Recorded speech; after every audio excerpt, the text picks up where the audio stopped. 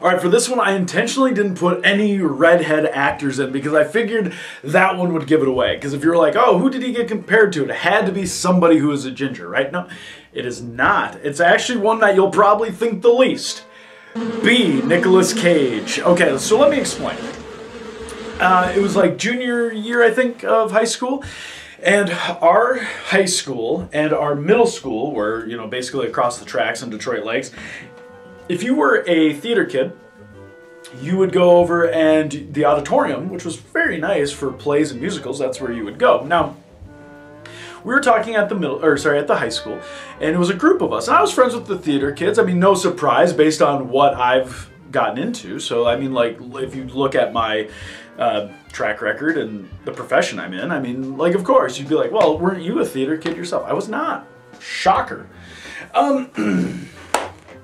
Anyway, so we were sitting in a group, and it came up for this one girl needed a ride to get over to the middle school. So I was like, I got a car, I can give you a ride, totally fine.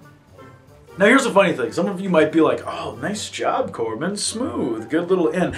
Let me just specify that Darren Corbin at this stage in the game, there is nothing smooth about me. High school Darren Corbin was not smooth at all, and I didn't have any game or moves or whatever you would call it. It was actually the exact opposite. So this was just me being a genuinely nice guy, which might be hard for you to believe now. Anyway, I give her a ride over, and as soon as she, you know, like I drop her off, she thanks me for the ride, and as soon as she does, she leans out and leans back in, she goes, do you know who you remind me of, which actor you remind me of? And I was like, oh, okay, well, let's see who it is.